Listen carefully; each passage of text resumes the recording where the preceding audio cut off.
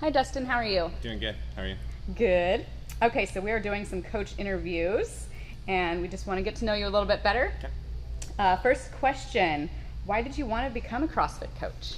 Oh man. I wanted to become a CrossFit coach really early on in my CrossFit career. I call it a career because it's something I want to do for the rest of my life.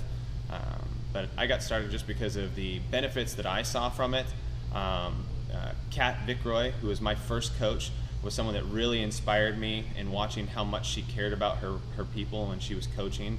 And I just wanted to be that same person for somebody else. I felt like my success that I had early on with my weight loss and my strength gains, I had a lot of friends and family that were like, hey, how are you doing this? What are you doing? And all I was saying is CrossFit. And they're like, well, what kind of stuff are you doing? And I really had no knowledge with it. So I really wanted to just get a good knowledge base for the actual movements themselves. And it's something that's continuously helped me kind of grow going forward and learning all the different movements and the why behind why we're doing certain movements. But I wanted to pass on all the stuff that I learned onto other people and be that supportive coach that Kat was for me when I first started. Nice. Okay, good. So on Instagram, who's your favorite CrossFit personality that you follow? Ooh, man. So I'm kind of an Instagram whore when it comes to following people. I got a lot of people that I follow. I'd say probably most recently I've been following a lot of the Power Monkey, Dave Durante, Mike Service, just because I'm so interested in what they're doing on the gymnastics side. Gymnastics has always been something that I've been really weak at.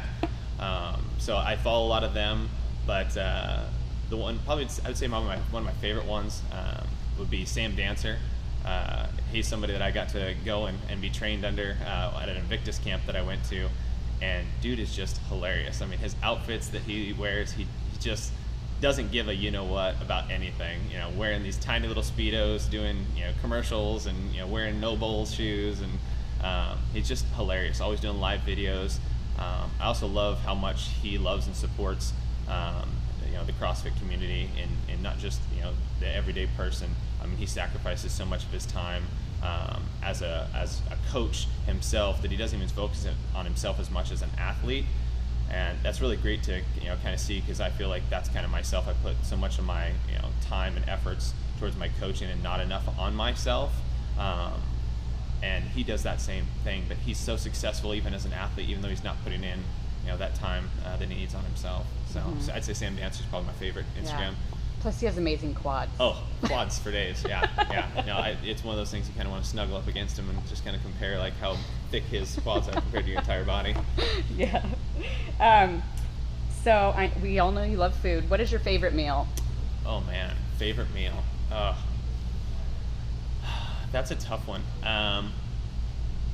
I would say nowadays, trying to stay on the healthier side, my favorite meal would be like some ground up turkey with just about any chopped salad that I can get my hands on. My favorite one as far as chopped salads go would be like a kale salad with cranberries and a light creamy sauce that they've got. I found one at Safeway that I really enjoy. But my guilty pleasure food would probably have to be pizza. It absolutely hates me, and I hate eating it because when I'm done the next day it's terrible. But I do love me some pizza. It's one thing hard to avoid. Mm-hmm. Pizza's good. What's your favorite book that you've read lately or ever? Gosh. I'd say probably most recently, The Pursuit of Excellence. Ben Bergeron just put it out. I'm going through my second time through on it.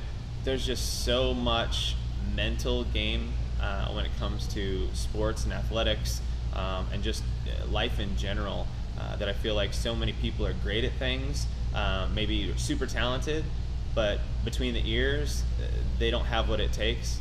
And his ideals of focusing on that piece of like, hey, I'd rather have an athlete that between the ears is smart enough to understand their limitations, but also has a work ethic that they're going to go out and attack it, rather than someone that's just super talented at something. So it's been a great book for myself and just some of the goals that I'm currently working on to kind of read.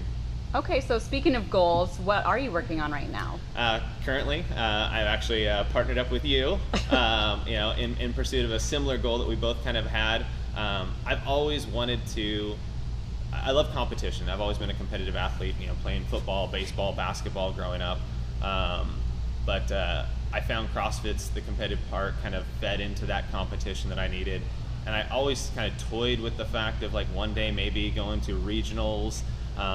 And this last year, I had a pretty terrible accident. I got hit by a truck on my motorcycle, and how quickly I recovered and how well I did in relations to that lack of ability to train. I did pretty well in the open in my mind, and I felt like the weaknesses that I had were just the lack of training. And when I found out that was something that you were also interested in doing, having a partner in crime to kind of pursue this same lofty goal, which is getting to the Masters qualification period of the CrossFit Games, is something that I'm really working on. I'm sacrifice 2 hours a day to come in here to the gym to do extra training, I kind of neglecting and sacrificing me coming into the group classes, which I absolutely love. I mean, you and I both talk about that all the time, how much we miss just kind of being in class with all the people. But obviously the need to not necessarily add volume, but concentrate on those weaknesses that we have specifically for us in pursuit of that goal that we're trying to accomplish. So that's my goal, trying to get to the qualifier for the Masters side. How did you find CrossFit? Oh man, that was a crazy day, crazy story. Kind of similar to how you discovered CrossFit in the sense of like what it was. I'm an ESPN junkie, and I happened to be flipping through ESPN. I think it was like 3 or something, and they were showing some brief snippets of the CrossFit Games early on.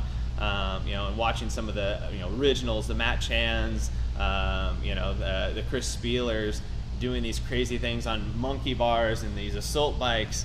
I was like, that's kind of sweet, that's kind of cool. And there's a competition working out. I wanted to get back in shape. I played semi-pro football. I played all these sports, and I was just completely out of shape. And I wanted something to kind of get me back into it. And I had a mutual friend that was kind of into CrossFit down in California, Casey Gordon, and he was telling me all about how he was doing CrossFit and all the great things and success that he had.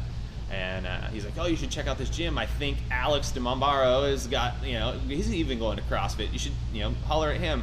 So one day I asked Alex, and he was telling me he was so excited about this, and he had actually been working out with you and a bunch of others here at CrossFit.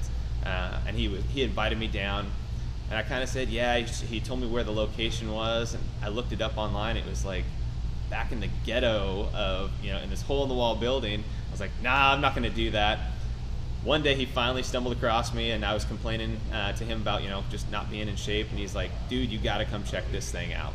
So I rolled in, discovered CrossFit. It was dark at night. There's a little tiny window that had a little bit of light. I could hear loud music blaring in. The moment I walked in, it was like a cold storage locker, and everybody's doing these crazy movements, swinging from this rig.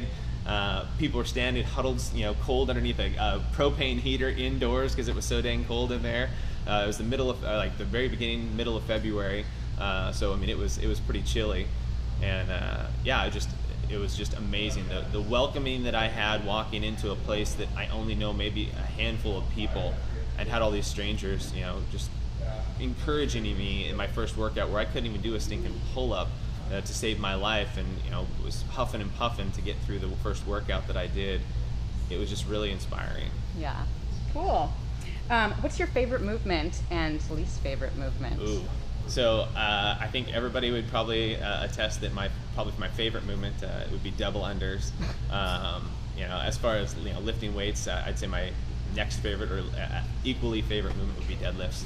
Okay. Something that I got really pretty strong legs, and my ability to pick up weight and put it back down is pretty good. So those are my two favorite movements. My least favorite movements, those handstand push-ups and pistols are my nemesis. If they're in a workout, I might as well check myself out. But they're things that I'm working on, obviously, as part of the training program we're in. Nice. So what is something that people can expect to see in your classes when you're coaching? Yeah, so in any class that you come in of mine, I would hope that you would see someone that's welcoming and willing to go that extra mile in helping you perfect whatever movement it is that we're working on for that day. I'm also someone that likes to make sure that the classes are done in a timely manner, and I can get you to what we're trying to do for the day. but I want to get you there the safest way possible. Once you're in my class, I want it to be fun. I want you to leave and make it the best hour of your day because it was fun to be in, and not just walking feeling like I walked in the gym and got a workout in. I want it to be fun. So I'm a jokester.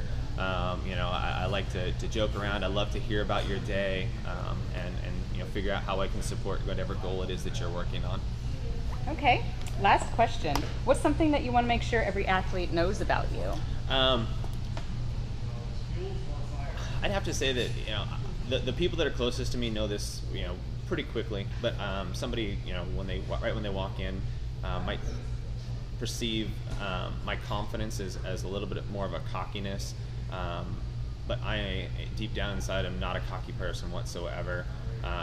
I'm somebody that has a huge heart, and when I invite you into my family of close group of people, or I ask you about how your day goes or whatever, I actually care. I almost to a point of a fault. Like I'll go over and above, sacrificing everything that I have to make you happy. I'm definitely a people pleaser, and sometimes my joking I think can come off wrong. So I think I always tell everybody, try to get to know me a little bit.